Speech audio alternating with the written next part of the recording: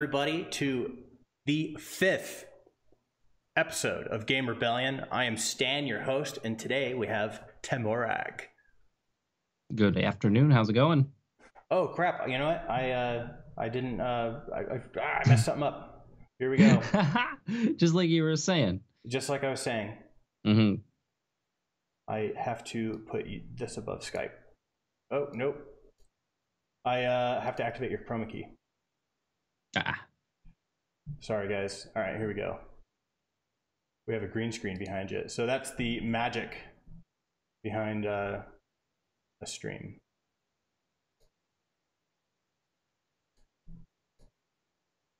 Okay. Man, that sucks. There we go. Now let me get this. The magic of doing things live. Yeah, there we go. Sorry guys. I was supposed to get this. We were on like 20 minutes. We were supposed to have this ready to go, but it wasn't. Okay, well, there it is. I made you a little background. I changed it a little bit. I got the face out and I just kind of blacked that out. Yeah, because there's going to be two of them. I'm using that same graphic over on the right. Got you peeking over your logo. All right, so that's the 5th episode with a technical difficulty starting off. We're to a great start with that. Phenomenal. Good track record, messing everything up. Okay, over it. Thanks for showing up, teHMorag. Appreciate you making time for this. We scheduled this a couple weeks ago, so I'm glad that everything came together after 2 weeks. You just got back from TwitchCon. How was that? Trying to get back from all of the busyness and the con cough from it too as well. But overall, good. Okay. What was is that your first TwitchCon that you've gone to? It's actually my 3rd TwitchCon. I've gone to all of the TwitchCons now that they've put out. Okay. So how do you see TwitchCon at this point? Just I know this is kind of a question we didn't prepare, but I'm just curious about how do you see TwitchCon's progress so far at this point? I think it's been good. I think that they have an area where they're ready to just expand if they want to at this point. Like I imagine them probably doing one on the East Coast next, then possibly Europe like right afterwards, and then they're gonna probably try and knock 2 out a year. I imagine. Okay, 2 out a year. I'd really love to go to one of these.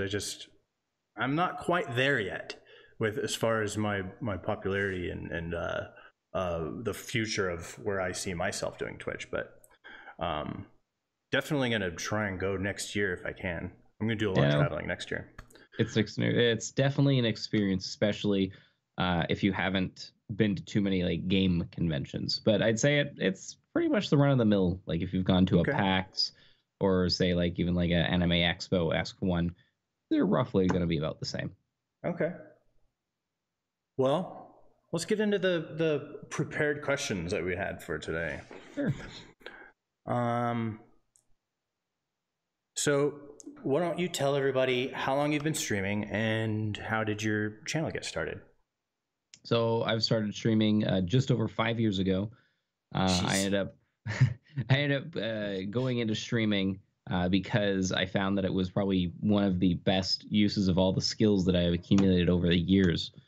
Got out of high school, didn't really know what I wanted to do, and then just started trying the most random and odd things until I found that they were streaming. But even then, when I first found streaming, it just wasn't technically sound at that point. Hardware and software just was not there.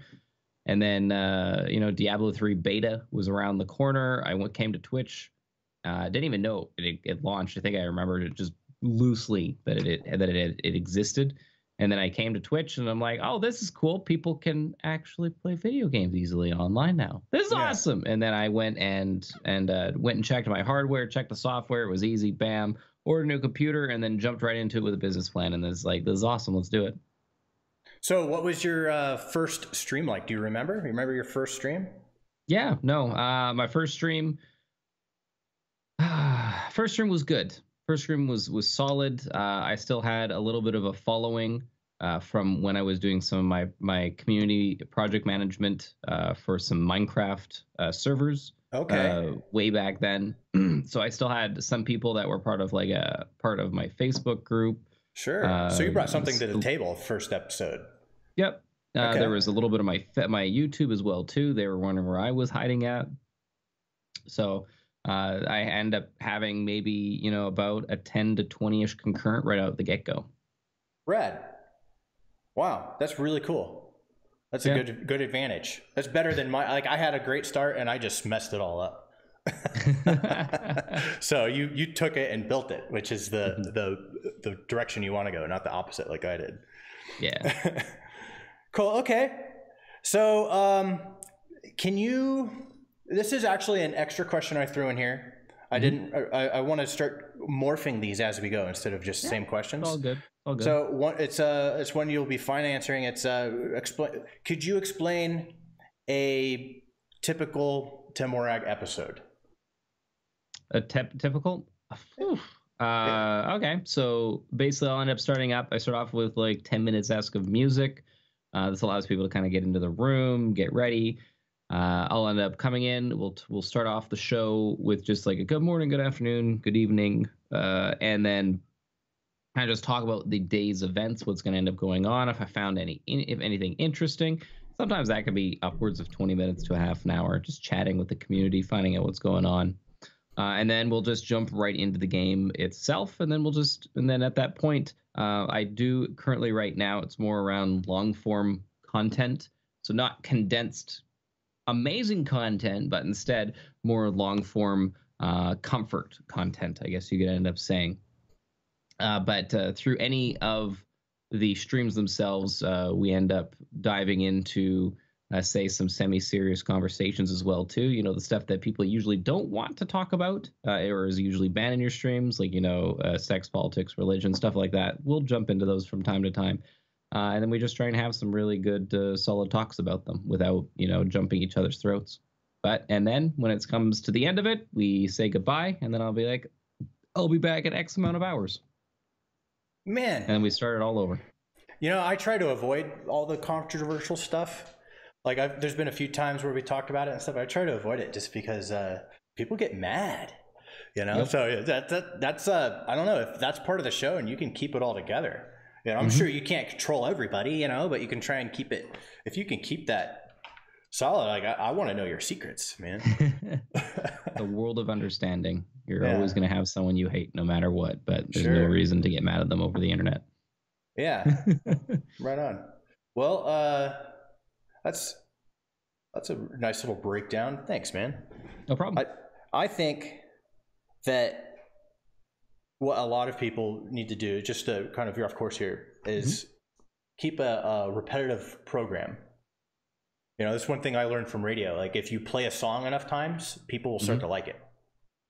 So I don't know. So that's pretty much your format, right? That is. For what I said, yeah. It's funny when you say repetitive, keeping it kind of always there. I could agree to a point. Okay. There is a few things that I end up doing that I do try to keep very subtle for repetitiveness. But I know that one of the big things that I never really appreciated was the very blunt repetitiveness in shows that I end up watching here, even on Twitch. Or even in TV shows as well too, like certain gags and whatnot. I always found that they just dried out real quick. It didn't add value to the overall product, and that it didn't make it so then it added anything of uniqueness to when the viewer ended up watching it. Granted, on the other side of that, it also means that a lot of viewers might end up feeling like they've missed out as well too, and that if they wish to go in and invest time in, that they're not going to be able to do it, especially if the cast was 6+ hours. That's an interesting perspective. Dude, I talking to you earlier today, I got to say, you've got the best perspectives of anybody I've met that streams, but as far as this platform is concerned. And I'm not saying that just to whatever. I'm saying that because like after we had our meeting, I went downstairs and some people that work for me like, hey, how'd the rehearsal go? And I was talking to him and I told him this guy thinks reality with this platform. There's so many people that are in fantasy land and they don't they want to be a big streamer or something like that, but they don't want to understand the realities of it. And you're like, you know, you're saying you're thinking about going to business school at some point, right? Mm-hmm. And I was like, well, yeah, you know, like you're not going to learn business. What you're doing right now, like you're in business school right now with your stream. This is your business school, and you're picking up on this stuff. Like, it's just like any other industry.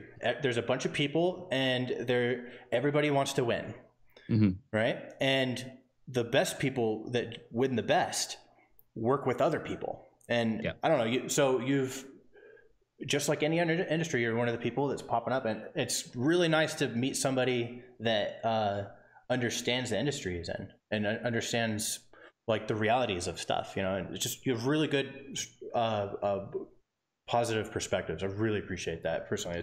It's nice to meet somebody who knows business. You know, you get this as a business. So, and like you said, before you even started your first episode, you thought about it as a business. So, and you jumped in professionally. That's most people don't start out that way. I didn't even start that way here, you know. No.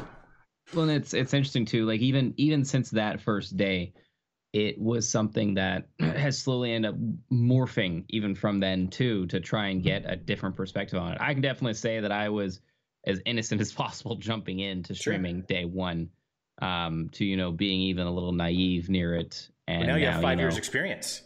Yeah. Now trying to use a little bit of ignorance here and there, but it's whatever gets you through the day sometimes to try and put out something that a product that you will enjoy and that other people will enjoy too as well. Have you ever thought about all of your streams and how they're on the internet forever? Like, I don't know if Twitch is actually deleting these things or not, but ever thought about these things being there forever, and then like 60 years from now, you know, looking back on these things? And I don't know. That's one thing I really like about it too, is that you can kind of document a piece of your day every day on this platform. It's kind of a, you know, thing. I think it's cool. It's definitely something that's really nice. You know, information is forever if it is being recorded and kept somewhere. I know I have a lot of my older casts saved. I know I have like 2 hard drives that exist of pretty much all of my casts as well too. Nice.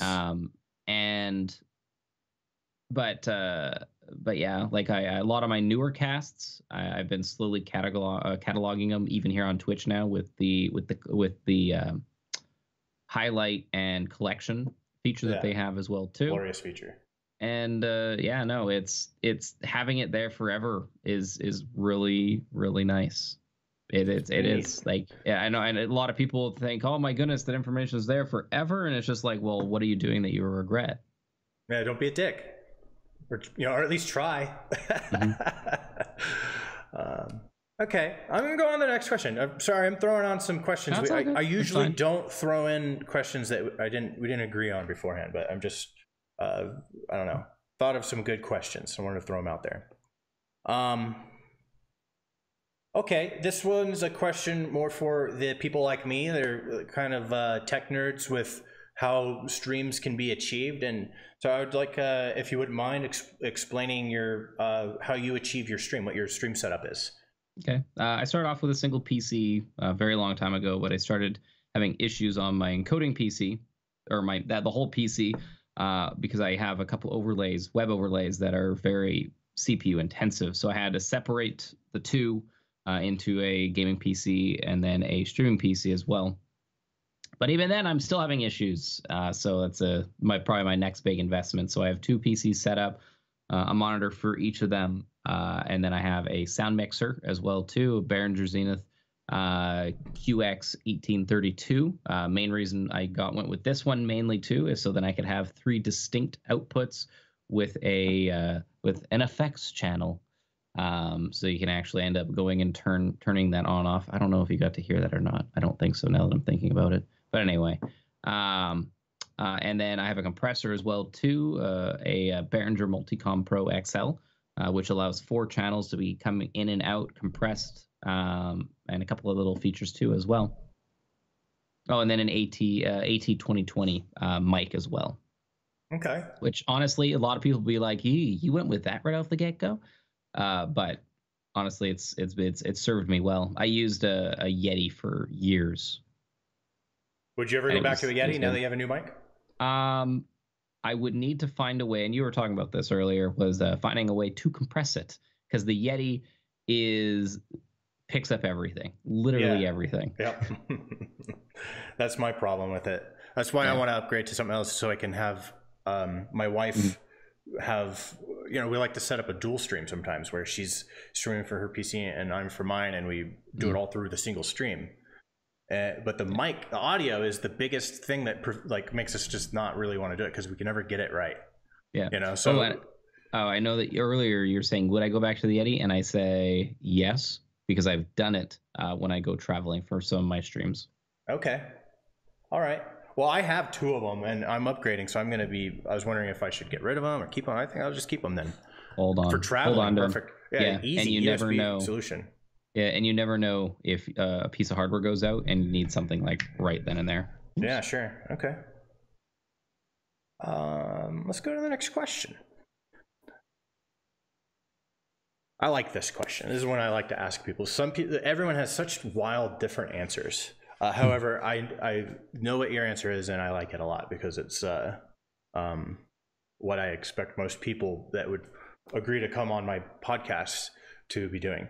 And the question is, where do you plan on taking the Morag in the future, and what are your goals with the channel? Right now, I've been spending a lot of my effort over the last 2 to 3 years on my team main menu, founding it and trying to push it into hopefully a viable future with a wonderful group of people.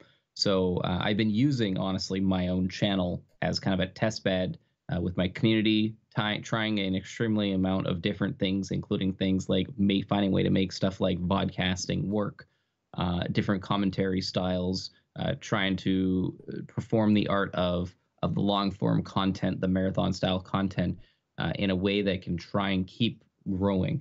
But I know that in the future, I am looking to kind of nail down on all of the information kind of accumulated over the years, and possibly look at a complete rebrand too as well. Complete rebrand? Possibly. We'll see what happens. Anything's open at this point. I was thinking of doing that myself. I like the name Game Rebel TV. I have GameRebel.net, and Game Rebel YouTube channel has been around forever. So I naturally created a Twitch for Game Rebel. But on Twitch, all the people that are building followings, they're doing it around themselves, not a brand that they've created on the side. Yeah. So I would like to keep a Game Rebel Twitch channel, for maybe community type stuff. But I need one for myself. I was thinking about going with Stanimus. However, a motherfucker has it, and it's an account that's inactive, and it seems to have been active for quite some time. And I can't have my name that I want, so I'm just sitting on Game Rebel right now. But rebranding, huh? That's a big decision. So are you willing to share what some of the ideas, or you just don't want to talk about that yet? No, I can't even talk about it yet. Okay. Not enough concrete anything to even talk about it yet. What about? Could you tell us the reason why you're thinking about doing that?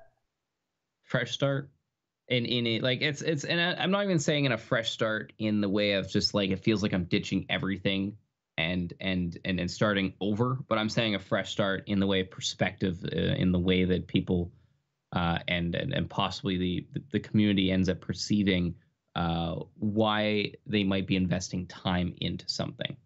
Like I said, the past 2 to 3 years, it's been a lot of mixed messages due to just the different ways that I've been testing how to communicate and how to put on a long form show. Okay. So I feel that something where it might not even be a complete rebranding, just might be a little like some big focus adjustments and how I talk about it, forward facing. I'm gonna pull the Social Network movie line. Drop the right? Yeah. The Justin Timberlake's line. Yeah, Morag. I know exactly. Okay, right on. Well, hey, one thing I learned about rebranding in the startup world is the sooner you rebrand, the less expensive it is. Yeah. So if you're thinking about doing it, the sooner you do it, the better. if it's what you want to do. So that's the advice I have as far as that's concerned. That's what I learned in that world. And because once you establish something, it's there, you know. So and then people will always say, "I remember teHMorag days." They will say that if you change it. So you'll have some hipster fans. They already say that. All right. What do you love most about streaming? Just being able to talk, you know, being able to put myself out there, and having a platform that I'm able to just share my understanding, my points of view, and some of my opinions for other people if they wish to listen. Okay. So, well, apparently people like your opinions. So, I mean, it's working for you. I'd love to hear some of those opinions someday. I'll have to tune in more often myself. What do you hate most about streaming? Not being able to see another person's face easily. Man, when you told me that during the rehearsal, I was thinking I better not tell him that he's not going to see my face during the show, because OBS isn't going to steal my cam from Skype. So, okay. That's a really interesting answer. I've never heard anybody say anything like that before. Usually it's like trolls or technical problems or, you know, waste of time or something like that. But never heard anyone have that as their gripe. You know, you're in show business, right? So you need to get used to, like, you know, the bigger you get, the more faces you're not going to be able to see.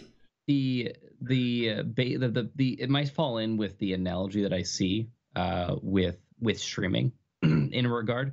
Like, you know, if you imagine yourself, you're standing on a stage, and if you've been on a stage, you'll remember, you know, the lights end up just coming glaring down at you, and you try looking into the audience, but it's dark. It's very, very, very dark. You don't get to see any reaction for the most part. Sure.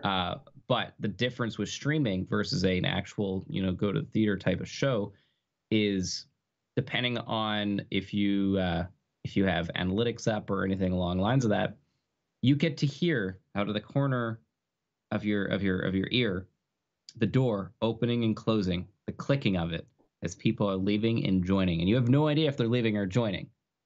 All you know is that you can hear the door opening and closing, but you can't see anything.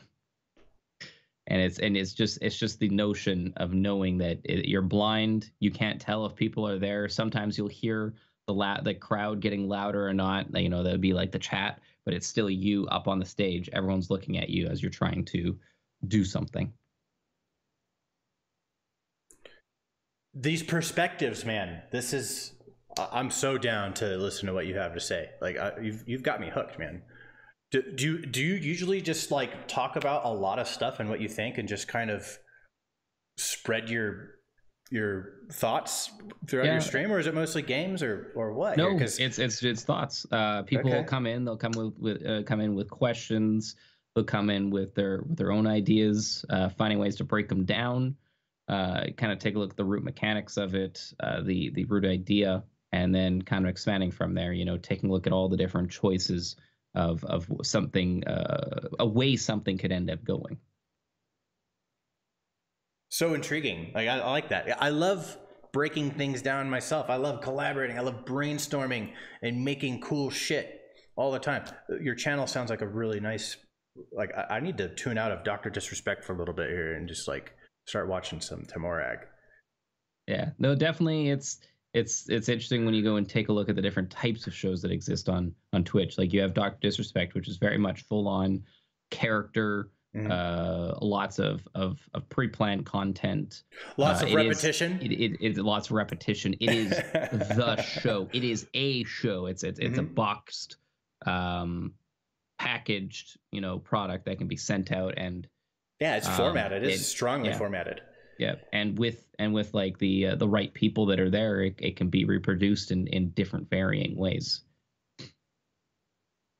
You know, one thing I would like to see pop up a lot more on Twitch is talk shows, like what we're doing now. Like, you know, I've said it a couple times in my past episodes about the idea for this, and I told you that this is actually largely inspired by the H3 podcast that has come over to Twitch, and and Hot Ones. They always bring on interesting people, and they have a thing. Well, Hot Ones has the hot wings thing, but the thing is that they're bringing on interesting people that are from this world, right? Or a lot of them are actors and stuff like that. But what H3 is doing is they're bringing on a lot of like YouTubers. So it's a podcast for YouTubers. And I thought, you know what? Nobody's doing that for Twitch. Like we don't have just Twitch streamers coming on, you know, and not like you're a bigger Twitch streamer. You're partnered. You're the first partnered streamer I've interviewed. So that's pretty cool. Appreciate you coming on. Yeah. But I thought of the idea of coming from the bottom and interviewing the people that are more like me, have 1,000+ followers, worked really hard for them, you know, and we're sitting here trying to make it work and stuff, and just get a thing together. So I'd love to see more talk shows pop up there. And I'm not sure what type of stuff you plan on branching out with yours, but you have a lot of very interesting perspectives, and I don't know. I'm just kind of throwing a suggestion out there, something to think about as you expand your outfit. Talk show might be I think the talk shows category is an untapped thing. I would agree. Untapped potential on Twitch right now. I fully agree. Okay, let's move on to another question. Tell us your thoughts about groups on Twitch and how they help the community.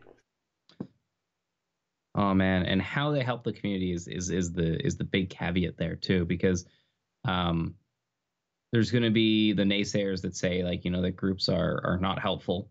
You're going to have the people that are going to say you need groups to do anything you want to do. And then there's going to be the people who are like, no, I'm just a lone wolf. I'll do what I want. You guys do what you want. And you know what? There exists an ecosystem for each person in any of those ideas. But I know, like, moving forward, it's going to be tough. It's only going to get harder if you want to try and rise above the ranks and to be noticed. You know, there's only so many people. There's only so much time that people have to invest. And it comes down to is if you are doing this as a job, like, you know, you're finding ways to continue doing what you enjoy, but at the same time being able to expand and not get stagnant and be able to try slightly different things too as well, is that a group, you know, at least here on Twitch, you know, having an actual team of people that you can actually look up to, that maybe is possibly managed, that will be able to help you with small things like going out, reaching out to sponsors, to game devs. It's only going to end up helping you to try and create this web of people, a network of type, to go and only help you, and you can help them in different ways as well too. And we're talking about so Twitch groups, the feature, right? Teams, yes. Teams. Okay. You have a team, right? Yes. Is it your team? Oh, it's your team. Okay. Yeah, I founded Main Menu 3.5 years ago now. Currently, it is being led by iCasper, who's another amazing broadcaster here on Twitch. He's done a wonderful job with it as well too. Could you tell us what you feel the big benefits of a Twitch group is? I can definitely say, like, from the beginning, when it was first talked about, imagined, and pushed forward with, is that the benefits wasn't just for us, but for a lot of Twitch as well too, is because we noticed that there was a lot of this, you know, Wild West. Everyone was kind of shooting and hoping things were working, but we didn't feel that there was a lot of people making, you know, their own teams, their own little mini networks. Sure. Instead, it was just a lot of, you know, a lot of back talk or a lot of talking behind people's backs. It was a lot of people just didn't know what they wanted to do. And it felt like a lot of people just using each other, which really sucked, you know, because they didn't know what they were getting themselves into. So afterwards they would just go and take advantage of each other, and it sucked. So one of the big positives that came out from doing this and seeing other groups that kind of followed up in our image is that it started creating camaraderie. It started to lessening the idea of people using each other as well too, and it just overall started creating more collaboration as well. Man, it's just everything that you're saying about this platform. You've been how old is Twitch exactly? Just over 7 years, I think now. Okay, so you've been on Twitch for most of its life. Mm-hmm. And I've just been on for a couple years myself, streaming, and then I was a viewer for a couple years, not really knowing too much about Twitch or caring or thinking it was even worthwhile. But there was a guy that played Final Fantasy VII. I like to watch him. And anyways, it's interesting hearing all these perspectives from someone who's been on here for so long. Like, I've never really even thought about groups that way before, or teams. I thought when I first learned about teams and stuff like that, and I was like, okay, I started exploring the idea of it because I was like, oh, I need to create one, and then I can get a bunch of people together. We could work with each other, right? But it doesn't sound like it's that easy. No, once you get it, so it's like it's not that easy. Yeah. Okay. Well, where do you see this industry going forward? Just streaming in general, like not just Twitch itself, but streaming world as a whole. It's only going to get bigger. I'm not looking forward to the day where the government has to step in and actually start putting laws on it. Let it be for where you can stream, how you can stream, because there's two main things with streaming that is a little bit dangerous. Number one is the idea of a freedom of speech that exists. You end up creating your own platform for it. And in any other social circle, usually there needs to be some sort of kind of half taxation or basically I'm not going to say a limiting of your platform, but you end up having regulation. There's a regulation to how you communicate or whatnot. You know, FTC exists for a lot of this already. The other one is about safety. Like where are you streaming? How are you streaming? You know, you take a look at a lot of these IRL streamers that are just walking around with a camera with a lot of disregard for where they're doing it.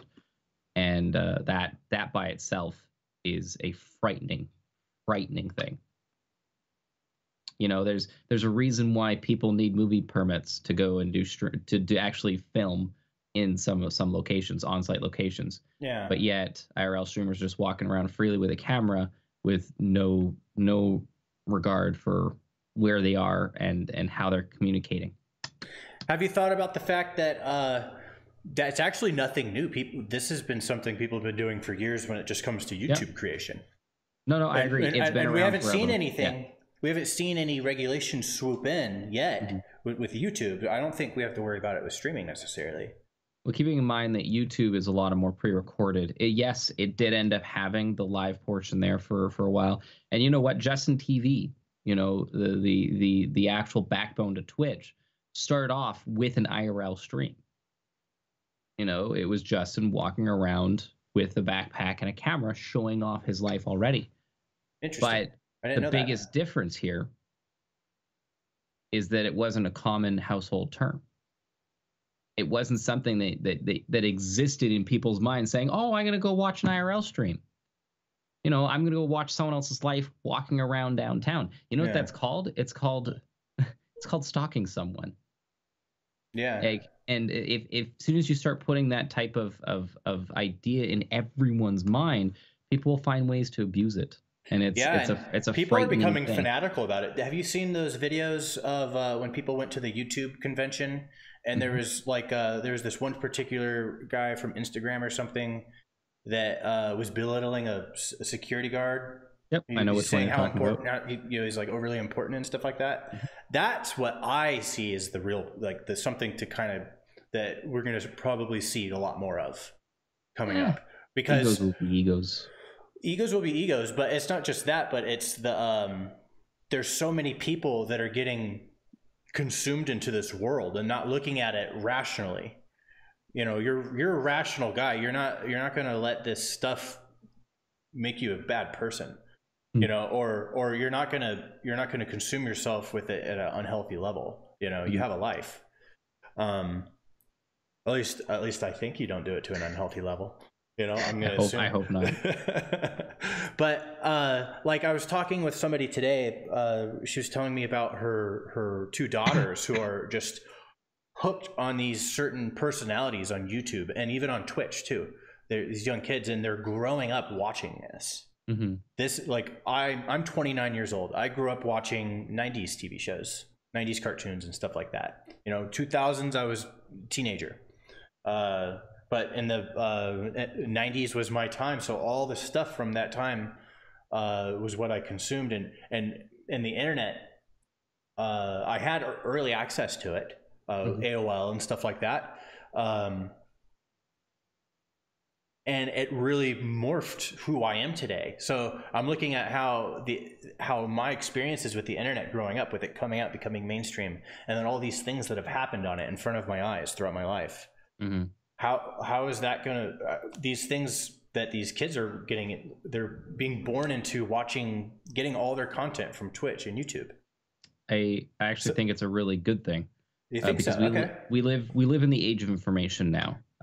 You know, even it's 40. It's got to have pros and cons. It will be fair. Definitely it's a good thing and bad thing. Cons. Yeah. We'll look at it that way. Okay. Like 30 to 40 years ago, you can ask someone, hey, can you go and talk to someone face to face like this, to someone in you know, halfway across the world on the direct opposite side of the world? Yeah. Can you talk to them right here, right now, see their emotion? I've made this argument myself many times. What I've talked about with online gaming. And good for kids. And it's not even that by itself, but you could do it from one nation to another nation. Mm-hmm. You could have individuals. Diversity. You could have 10 different people in 10 different conversations, and any one of them could be interchanged at that point. Like it'd be like having your city try and talk to the city right next to it. You know, having the caravan go back and forth and trying to push those messages back and forth. Information is so much more accessible now. Communication is so much more accessible. It's all in your pocket. And you can do anything now. I don't think we've adapted fully to having this type of communication yet. That's probably really a good insight. Yeah, we haven't adapted to it yet because there's people alive today that fought in World War II. Yeah. You know, so which was 70 years ago. So there's I think we're still in a really early stage of seeing this. I think it's going to be really interesting, and we're starting to see it now. You know, I'm assuming you're in your later 20s. I'm just assuming. I'm sorry. I'm Actually, I'm 31. 31. Okay. All right. You look like in your later 20s. You're doing pretty good. Excellent. I'm this close to 30. I don't like it. I don't want to leave my 20s, man. In February, I'm turning 30. But you know, just we're starting to see it now. A lot of these kids that grew up on YouTube, because YouTube's a pretty old website now. Mm-hmm. These kids are growing up and they're becoming adults. And I think like that guy I was talking about, the Instagram guy and the security guard, like that's one of these people. And I think that it's going to affect our, I don't know how it's going to affect, negative, positive. It's just, it's going to have it's going to cause a huge difference in culture. And we're right in the middle of it. We're the generation right in the middle of this. And then all the generations after us, they're getting born into this their whole lives. Day one. You know, I'm actually trying to think back to like going through school. Like, when was it ever taught to me the actual scale of the planet? You know, to try and find a way to talk about 7 billion people and how often that was actually talked about. Because if anything, all that was talked about, like, you know, through history was the good and the bad stuff. You know, the you know, how people hated each other, but nothing was that I can recall was ever about, you know, how people, you know, rejoice in each other's choices in any way. There was nothing except for like, you know, like what felt like, at least to me at the time, was very forced, you know, talking about the different cultures that do exist in the world. Not so much why, but just they exist. Here's the type of food they have. This is the type of clothes they wear. This is the type of music they listen to. But it felt so forced, but it didn't feel organic like learning history did. So I don't know. It's trying to find ways to talk about the scale of the world, even as bad as it sounds, but talking to them as an individual or a group of people with a label on them. These are, this culture. This is this culture. This is how big they are compared to this. Showing those comparatives to go and really show that you're not that big. You as an individual are so tiny that you are a ant at like a portion of the ant mound, that if you disappeared, it would be the people around you that would really care, but the world would just keep on trucking. It's interesting you say that. I think that it's a recent cultural thing that the way that's being taught. I think in the past, maybe our parents or our grandparents, the way they were taught, they kind of were taught the size of the world in a way. But I think one of the things that causes what I'm implying is that I believe that today a lot of people have more self-importance and think they're more important today compared to people 50 years ago. Yeah, no, I'd agree with that. I think it's because of media consumption and stuff like that. And that's a part of it, and a combination of a bunch of other things I can't name. But I think that generally people have more self-importance today. And it could be like a lot of things like, I just ordered the new iPhone X, right? Now, a lot of people will say that Apple users are self-important people and it's a status symbol kind of a thing.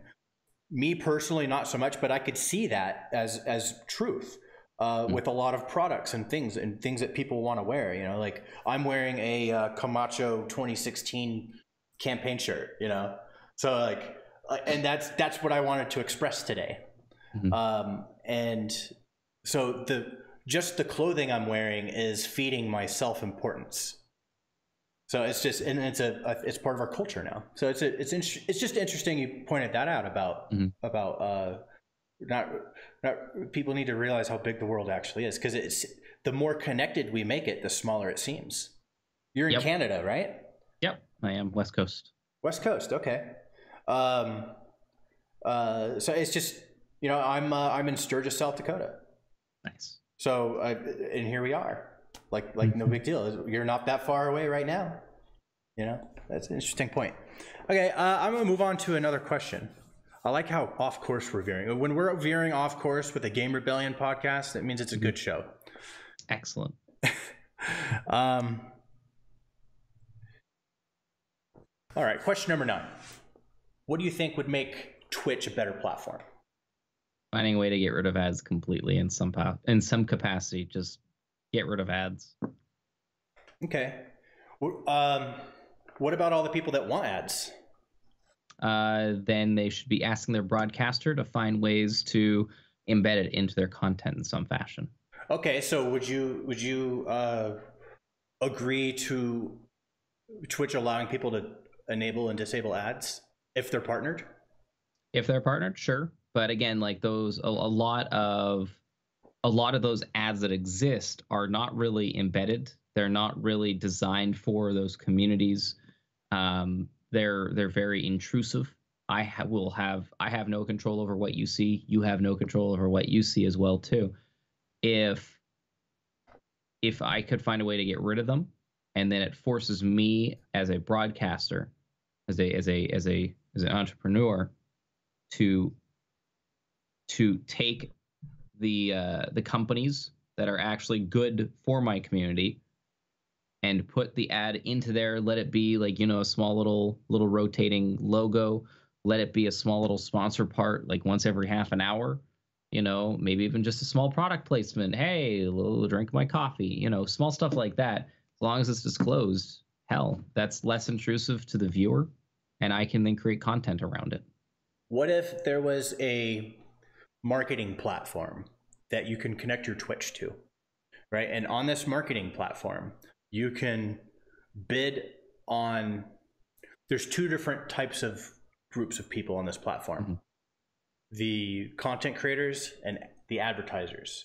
And what you could do is you could put up a proposal asking for advertising within certain guidelines of content. Like, here's my content, here's what we do, here's the type of advertisers I'm looking for, and the website could help an advertiser locate you through those key parameters, right? Yeah.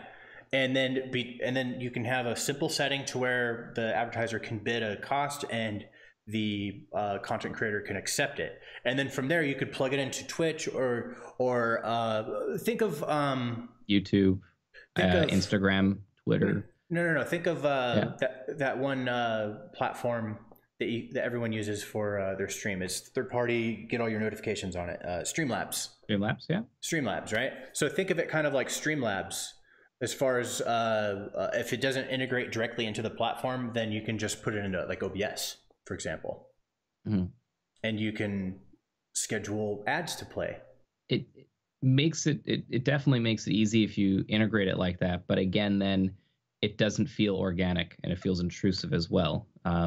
It just feels like it's another tacked on thing to your content versus you saying, hey, this is something I believe in. Let's take a look at it. So within the bid, the agreement is we want you, the performer. So because there could be a negotiations part of this process, right? And part of the negotiation is saying we don't want you to play a pre-recorded ad. We want you live to hold our product up and say something awesome about it, or say these particular things or something like that. Or we want you to wear our headphones for the whole stream.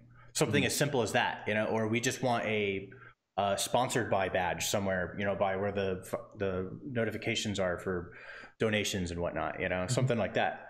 But what if there was a platform that curated connecting the advertisers to the content creators, and it's just its own thing? It's not YouTube, it's not Twitch, it's nothing. It's just somewhere else. Platforms like that do exist. Do they? Okay. Yes. Mostly aimed right now at Twitter, Instagram, for the social media aspect of stuff, Facebook. Interesting. I know that they are pushing into YouTube a little bit. I know I have a couple friends that are designing one right now just for Twitch that should hopefully be launched the next month or so.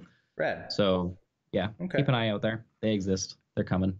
I have a list of just a ton of ideas like that I thought of, like, okay, this could be real, this could be real, this could be real. And that's one of them. So if people are working on that and they do exist, I'm really happy because we need that. Especially on Twitch and YouTube. These two platforms need a way to get their own.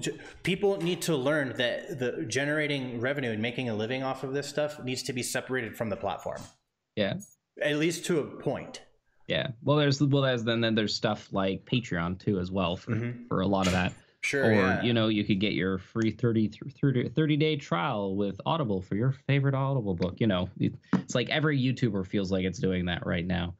But it's interesting to try and get a nice diverse amount. But that's also trying to educate different companies on where their target demographic and their target audience is, even online nowadays. I'd like to be able. Oh, I'm sorry. Who are they? Yeah, no, sorry. Who are they, and how do I reach them? I'd love to be able to just pay someone $50 to say, hey, today's stream is sponsored by Game Rebel. And then say, hey, for $50, I want you to say that 10 times during your 6-hour stream or something, And and because of the size of their audience and the people they bring in, that's what it's worth, $50. So that's kind of what I would love to see your friends kind of provide, is a place where I could go in and I can have a budget, and then I could spend that budget throughout multiple creators on, I could do, hey, I want to do some on YouTube, I want to do some on Twitch, and I'm going to pay X amount of money. It's going to get distributed through these people with this payout based off of their engagement, something like that. I'd love to see something really easy that people can get into. Something easier than AdWords. I have a big advertising budget with my company for AdWords, and it's super freaking complicated. I hate it. It's so hard to use. Anyways. So many different types of people out there. How do you target them directly? Well, I mean, I know how to do all that. There's so many tools that the people that work there at Google don't even know how this whole platform works. You know, like the only the engineers know how AdWords works completely. And I have meetings with them a couple times a month. You know, just checking out my account, and we're fine tuning stuff. And they always, I always ask them questions about it. And even they just say, hey, yeah, even we have to go to special school for 3 months before we can even do this job. You know, special, yeah. But all right, let's move forward a little bit here. This is probably I have a lot of questions I like, but I really like this one. And that is, what advice do you have for anyone thinking about getting into streaming? If you're going to get into streaming, be honest with yourself, understand exactly the reasons why you want to do it. And even if, you go into it saying, I want to do one thing, as soon as you start questioning, I wish I had more, reevaluate why you're doing it and refocus if you need to. There's so many people out there that just say, oh, I want to do this for fun. And then they're like, I'm looking for help. I'm just like, okay, so why do you want to stream? They're like, well, I just want to do it for fun. And I'm just like, okay, so then why are you asking for help then? Right. There must be another reason. You have a goal that you're trying to reach, but if you're just doing it for fun, there's what's the other idea that you have on top of this? Okay, that you want to make it into a job someday. Okay, that's something you can work with. But you have to be vocal about that. You just can't hide that information. If you hide that from your communities, they're going to figure it out. If you hide that from the people that you're working with, they're going to figure that out. You be upfront with it and talk about it and just be honest with yourself in the goals that you have set out for the future. First person to be honest with is yourself. I've had a few people, like the first few streamers I will say that I interviewed, say they just want to do this for fun, but I could tell. And if you watch those streams, I'm trying to get it out of them. I'm trying to tell them, whoa, okay, hold on. I just ask a question a different way, because I know that they want this to be their job, but they're not. They don't want to say that. And I think people have their various reasons why they do that. And I'm not going to say anything about the previous people we've had on here, but I will say that I think generally a lot of people do it is because they're afraid of committing to that, because it's a wacko thing to commit to.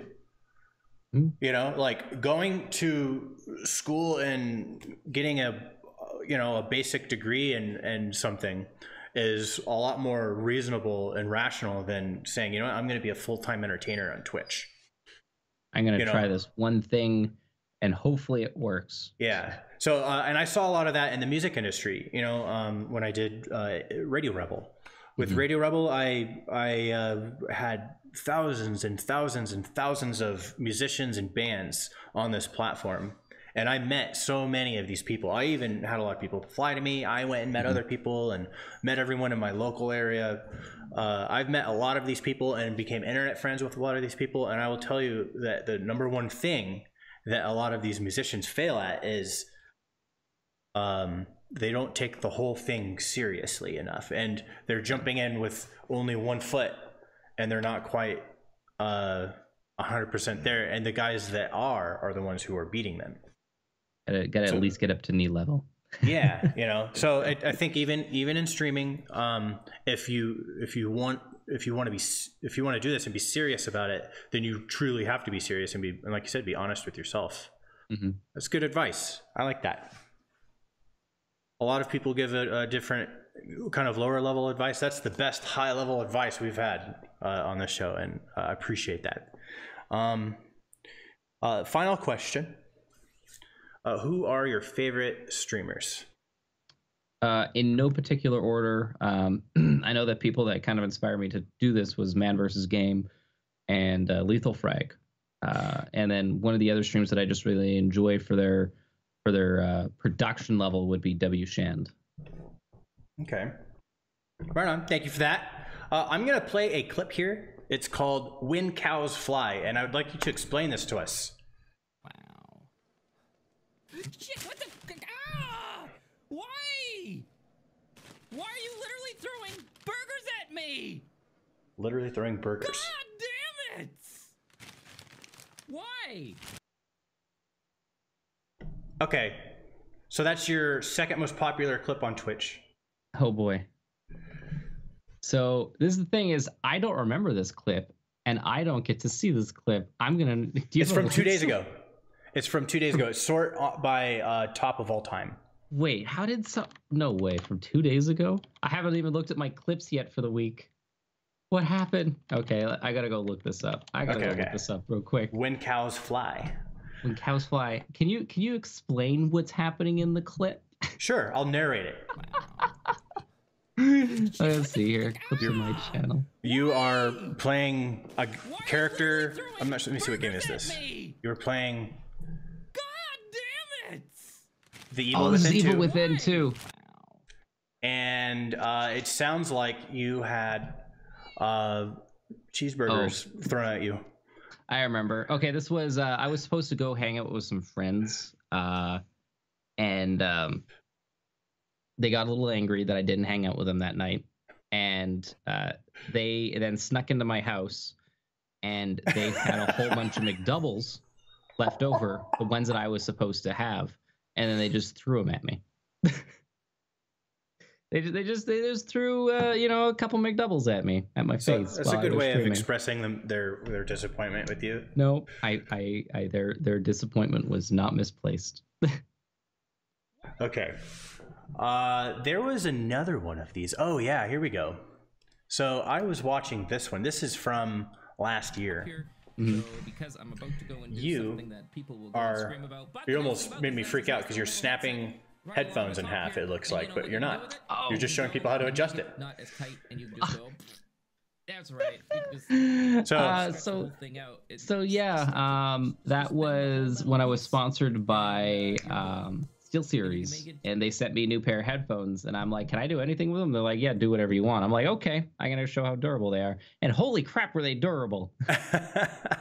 And the problem that I was having with them is that they were hitting the top of my head when I put them on, and it wasn't comfortable, so it was just a big metal bar into my head. So I was like, well, can I pull it out? Can I make them a little bit better? And then I just started bending them like crazy, and I was just like, well, you can do that with these.